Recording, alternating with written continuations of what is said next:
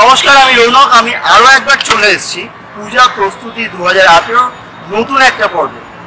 এই পর্বে আমরা এসেছি ডানকুনির এবছরের সব থেকে বড় পুজোতে, ডানকুনি মিলন সংঘ পুজো মণ্ডপে। মিলন সংঘ গত কয়েক বছর ধরে আপনাদের আমাদের প্রত্যেককে নতুন নতুন চমক দিয়েছে। এইবার আমরা জেনে নেব মিলন সংঘ আরো কি চমক দিচ্ছে। ইতিমধ্যেই আপনাদের জানিয়ে রাখি, আমাদের পুজো প্রায় চলেই এসছে। মিলন সংঘের বিশাল প্যান্ডেলের কাজও কিন্তু প্রায় 60% শেষ হয়ে গেছে।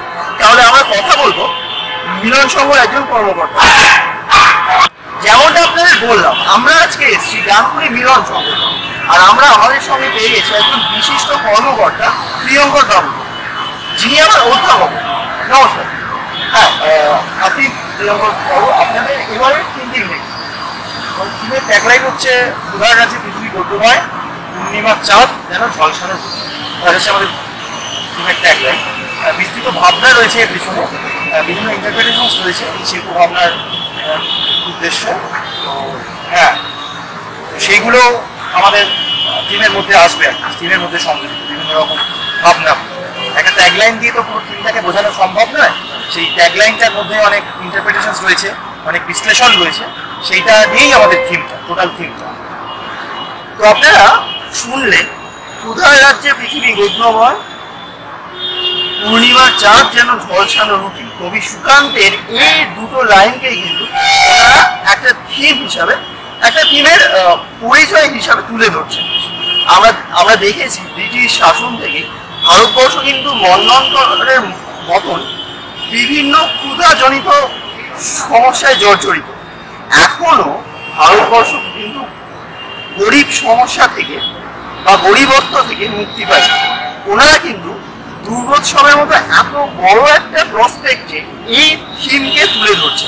এর জন্য আমরা প্রথমেই চ্যানেল এবং আমাদের ভিউয়ার্সের পক্ষ থেকে আপনাদের অনেক অনেক অভিনন্দন, ধন্যবাদ। আচ্ছা, আপনাদের এই থিঙ্কিংটা এলো কোথায়?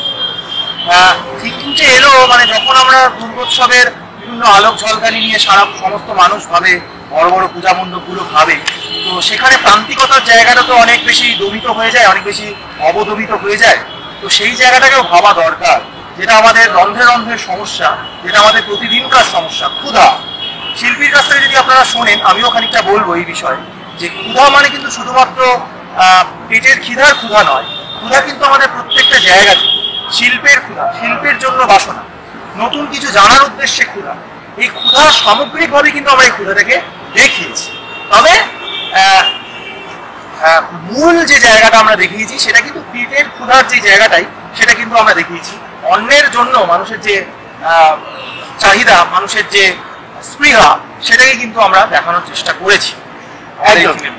আমরা শুনলাম ওনাদের এই বিস্তৃত চিন্তা ভাবনার কথা।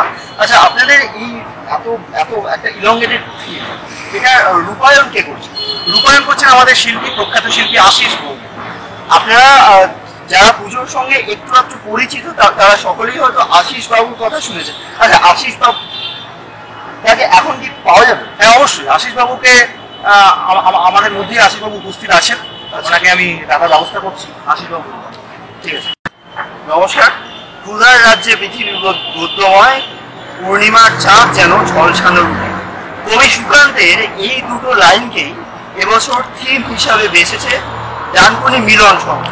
তাদের এই চিন্তা ভাবনা কিন্তু অভাবনীয়, কিন্তু একটা চিন্তা করাটা যতটা কঠিন, তার থেকে অনেক বেশি কঠিন সাধারণ দর্শনার্থীদের সামনে সেটাকে ফুটিয়ে তোলা। এই ভীষণ কঠিন কাজটাই করছেন একজন শিল্পী, আশিস বাবু। আপনারা যারা পুজো প্যান্ডেল বা থিমের শিল্পীদের সম্পর্কে একটু একটু খোঁজ খবর রাখেন, তারা হয়তো অনেকেই শুনে থাকবেন আশিস বাবুর কথা। আমরা আশিস বাবুকে আজকে পেয়েছি, ওনার থেকে জেনে নিই আপনাদের এই থিঙ্কিংটা। এটা তো প্রথমেই সাধুবাদ জানাবো, এটা রূপায়ণটা আপনারা কিভাবে করতেন? দেখুন, পৃথিবীর প্রত্যেকটা মানুষ প্রত্যেকটা জিনিসকে ন্যারেট করে তার লিখে। একজন শিল্পী, আমার মনে হয় প্রথম কাজ হচ্ছে তার ন্যারেটটা এমন হওয়া উচিত যাতে তার স্মরণীকরণ। যদি 10 বছরের শিশু থেকে 80 বছরের বৃদ্ধ পর্যন্ত দেখে ফিল করতে পারেন কি করেছে, তাহলেই বোধহয় আমি সার্থক মনে আমার ন্যারেশনটা খুব স্বাভাবিক, ক্ষুধাটাকে ক্ষুধা করেই দেখিয়েছি, কিন্তু শুধু এখানে ক্ষুধাটা পেটের ক্ষুধাকে আমি রাখি। এখানে ক্ষুধাটা হচ্ছে কৃষ্টির ক্ষুধা, ভালো কাজ করার ক্ষুধা এবং নিজেকে আরো পরিবর্তিত করার এই ক্ষুধাকে দেখানোর চেষ্টা করেছি। সেটা কিছুটা স্কাল্পচার দিয়ে, কিছুটা ইনলিগুরিক্যাল আছে, কারণ আকাশ তো আমি ধরে এনে আকাশ করতে পারি না, আকাশটাকে একটু ইনলিগুরিক্যাল ভাবে দেখানো আছে এই বৃহত্তর জায়গাটাকে। আর যে কাজগুলো আছে সেগুলো আমি মনে করি যে ন্যারেক্ট করবে মানুষকে। তো আমরা শুনলাম, আচ্ছা প্রতিমার দায়িত্বে হ্যাঁ, প্রতিমার দায়িত্বে আমি আছি, কিন্তু আমার সঙ্গে দুজন আমার সহকারী ছিলেন। প্রথমজন স্বনামধন্য গৌরাঙ্গ পাল কৃষ্ণনগরের, এবং সঙ্গে মিঠুন পাল, ওনারই ভাগ্নে হয়, সঙ্গে আমি। তবে গৌরাঙ্গবাবু লিখেছেন বলে আমার কাজটা অনেক অনেক বেশি ভালো। আচ্ছা, প্রতিমাতে কি থিমের একটা সাজিত থাকবে? হ্যাঁ, অবশ্যই থাকবে, কারণ থিম যারা করে তারা সমস্তটা নিয়েই ভাবে। আমার প্রতিমাকে দেখলেই বুঝতে পারবেন যে আমার যে অসুর আছে, সেই অসুরকে আমি অসুর না বলে অসুর বলতে পারি, অর্থাৎ যিনি এই ক্ষুধা তৈরি করছেন, ক্ষুধার সৃষ্টি করছেন, তাকে বধ করার জন্য আমার ভিক্ষা অনেক বেশি ভয়ঙ্কর। কিন্তু ভিক্ষা তো ভয়ঙ্করী নয়। আপনারা শুনলেন শিল্পী আশিস বাবুর কথা। তাহলে আমরা চ্যানেলের পক্ষ থেকে এবং ক্লাব কমিটির পক্ষ থেকে আপনাদের সকলকে বলছি, ডানকুনি মিলন সংঘ পুজো কিন্তু মিস করবেন না, আপনাদের সকলের জন্য কিন্তু চমক থাকছে। আচ্ছা, আপনাকে একটু জিজ্ঞেস করবো, আপনাদের উদ্বোধন কবে হচ্ছে? উদ্বোধন আমাদের তৃতীয় দিন উদ্বোধন, আমাদের জমকালো উদ্বোধন থাকছে। বহু তারকা, টলিউড তারকার উপস্থিতি থাকবে, নেতা মন্ত্রী আমলাস্তরীয় ব্যক্তিত্বরা এবং সাহিত্যিক শীর্ষেন্দু মুখোপাধ্যায় আমাদের মধ্যে থাকছে। তো আপনারা শুনলেন, আর আমি আমাদের আশিস বাবুকেও জানাবো চ্যানেলের পক্ষ থেকে অনেক অনেক ধন্যবাদ।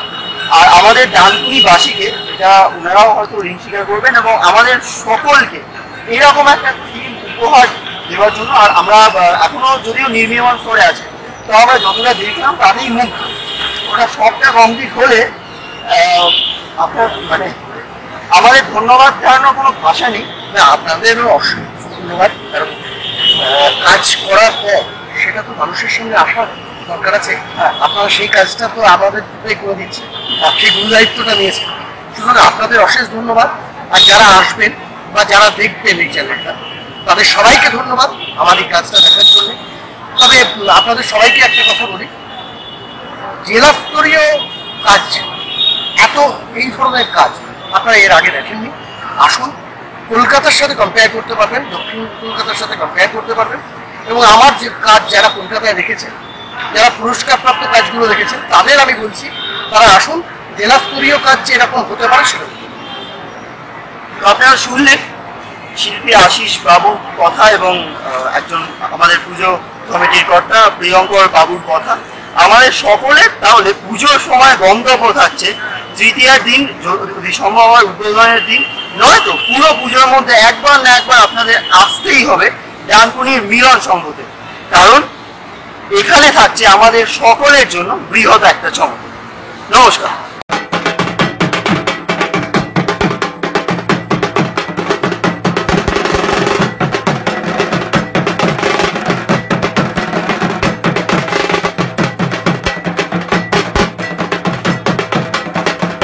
নমস্কার। পূজা প্রস্তুতি 2018-র এই ভিডিওতে আমরা আপনাদেরকে দেখাচ্ছি ডানকুনি ও পার্শ্ববর্তী অঞ্চলের সমস্ত বড় পূজা কমিটিগুলির এই বছরের সমস্ত থিম এবং চিন্তাভাবনা। তো আজকে আমরা চলে এসেছি ডানকুনি হাউজিং আবাসনের পুজোতে। হাউজিং আবাসন কিন্তু নিজেদের মতো করে প্রতি বছর, মানে গত কয়েক বছর ধরে আমাদের ডানকুনিবাসীকে নতুন নতুন চিন্তাভাবনা উপহার দিয়েছে। তো আজকে আমরা দেখে নেব ডানকুনি হাউজিং আবাসনের এবছরের চিন্তাভাবনাটা। যেমনটা বললাম, আমরা আজকে পেয়ে গিয়েছি ডানকুনি হাউজিং আবাসন পূজা কমিটির একজন বিশিষ্ট কর্মকর্তাকে। আমরা পেয়ে গিয়েছি দেবাশিস বাবুকে। নমস্কার, আমাদের চ্যানেলের পক্ষ থেকে এবং সমস্ত ভিউয়ার্সের পক্ষ থেকে শুভ শারদীয়ার অনেক অনেক শুভেচ্ছা রইল। তো আপনাদের এটা কত বছরের পুজো? আমাদের এটা 29 বছর। তো আপনারা শুনলেন 29 বছরের পুজো এটা। এবারের আপনাদের থিম বা চিন্তা ভাবনা কি? এবারে আমাদের থিম হচ্ছে হারিয়েছি মোর ছেলেবেলা, হারায়নি মোর মাকে। এই 29তম বর্ষের এই পুজোয় আমরা আমাদের ভাবনার মধ্যে দিয়ে তুলে ধরছি যে আমরা অতীতে আমাদের ছেলেবেলা যেভাবে কেটেছে, ডান্ডাগুলি, ঘুড়ি লাটাই, আমরা ছোটো ছোটো টায়ারকে গাড়ির মতো করে চালানো থেকে শুরু করে সেই ছেলেবেলা আর এখন নেই। এখন যুগ পরিবর্তন হয়েছে, কিন্তু আমরা চাইছি নবপ্রজন্মকে আমাদের অতীতের সেই ছোট্টবেলার সমস্ত কাহিনী তুলে ধরতে। আর আমাদের প্রতিমা যিনি তৈরি করেছেন শিল্পী গৌরাঙ্গ পাল, কুমারটুলির বিখ্যাত শিল্পী, তার প্রতিমার মধ্যে দিয়ে আমরা যে মায়ের যে দুটো মা, বাড়িতে আমরা মা, সেই মাকে আমরা কোনোদিন ভুলিনি। মা আমাদের কাছে মাই। ঠিক তেমনি দেবী দুর্গার মধ্য দিয়ে সেই মায়ের প্রতিচ্ছবি আমরা তুলে ধরছি। তাই আপনারা দেখবেন যে আমাদের যে মূর্তি আছে, মূর্তিতে মা তার কোলে 4 সন্তানকে নিয়ে আসে। এটা একটা এই চিন্তা ভাবনা, একদিকে আধ্যাত্মবাদ, একদিকে আমাদের গার্হস্থ জীবন, দুটোর মেলবন্ধন আমাদের এই মণ্ডপে ফুটে তুলেছে প্রতিমা এবং বিভিন্ন চিত্রকলার মাধ্যমে। আপনাদের প্যান্ডেল কে করছেন? আশিস। তো বন্ধুরা, আপনারা শুনলেন আমাদের এই ব্যস্ত জীবনে ছেলেবেলা কিন্তু ফেসবুক, হোয়াটসঅ্যাপেরই আটকে গিয়েছে। এখন আর আগেকার মতো গুলি ডান্ডা বা ঘুড়ি লাটাইতে ছেলেবেলা আবদ্ধ নেই। তারা আবদ্ধ একটা ছোট্ট স্মার্টফোন অথবা কম্পিউটার স্ক্রিনে। কিন্তু ডানকুনির হাউজিং আবাসনের পুজো কমিটি আমাদের ছোট্টবেলার সেই পুরনো ছেলেবেলাকে থিম হিসাবে তুলে ধরছে। প্রথমেই আপনাকে বলি, আমাদের পুজো কমিটি এবং মানে আপনাদেরকে অনেক অনেক ধন্যবাদ যে এরকম একটা সামাজিক জিনিসকে থিম হিসাবে তুলে ধরবার জন্য। এই চিন্তা ভাবনাটা আপনারা পেলেন মানে এলো হচ্ছে। বর্তমানের এই কর্মব্যস্ততার জীবনে আমরাও এখন সন্তানের পিতা, সন্তানদের এই বর্তমান এই আধুনিক সমাজে যেভাবে আপনি বললেন যে এই ফেসবুক একটা ছোট্ট স্মার্টফোনের মধ্যে তাদের ছেলেবেলা লুকিয়ে যাচ্ছে, আবদ্ধ হয়ে যাচ্ছে। তা আমরা আমাদের অতীতটাকে স্মরণ করেই মন্ত্রটা এসছে যে আমাদের ছেলেবেলা কিভাবে কেটেছে আর এখন কিভাবে কাটছে। পুজোর মধ্যে আর কোনো মানে আমরা পঞ্চমী থেকে দশমী আমাদের 6 দিনই সাংস্কৃতিক অনুষ্ঠান হয় এবং আমরা এখানে আবাসনের সমস্ত আবাসিক 5000 আবাসিক আছে, আরও বেশি। তো আমরা ওই পুজোর কটা দিন মিলেমিশে এখানে থাকি। আমরা সকলে মিলে এখানে পঙ্ক্তি ভোজে মিলিত হই। প্রতিবছর সপ্তমী, অষ্টমী, নবমী 3 দিন পঙ্ক্তি ভোজা, এবারে আরেকদিন বাড়িয়েছি আমরা। 4 দিনই সমস্ত আবাসিক আমরা এই পূজা মণ্ডপের সামনে এই মাঠে আমরা একসঙ্গে খাওয়া দাওয়া করবো। এটা আমাদের একটা অনুষ্ঠান, যেটা জেলার একটা বড় ব্যাপার। জেলার মধ্যে ঘটনা ঘটে। উৎসব প্রিয় বাঙালিকে সামাজিক বন্ধনে আবদ্ধ করার কাজটা কিন্তু ডানকুনি হাউজিং আবাসন প্রতি বছরই করেছে।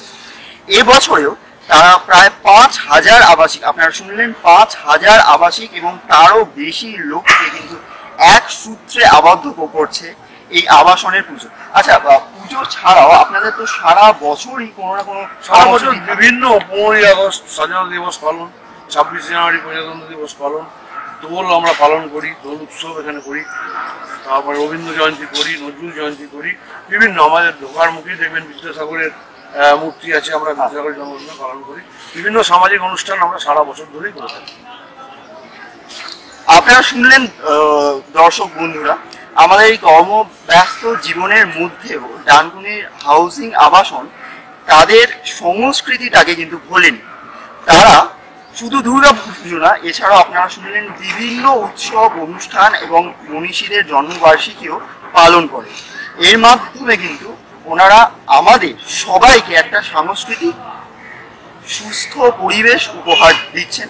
তার জন্য আরও একবার অনেক অনেক ধন্যবাদ। আর আমরা আমাদের সঙ্গে আরও এতজনকে পেয়ে গেছি।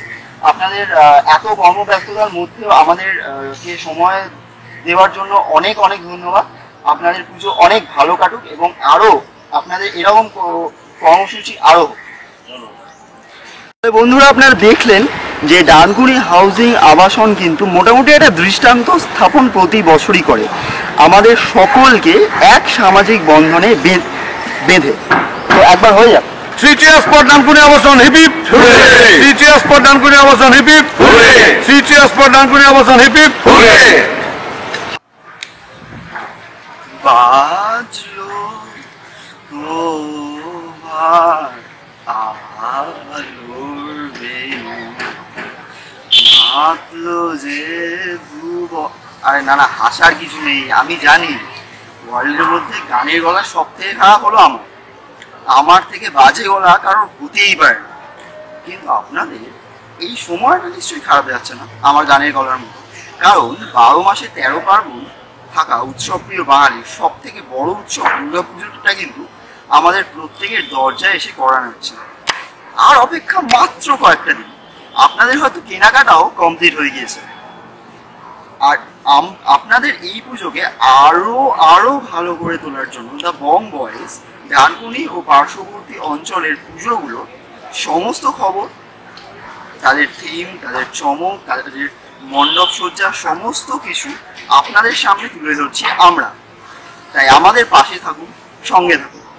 গত ভিডিওটিতে আপনাদের অভূতপূর্ব সাড়া পেয়ে আমরা আপ্লুত।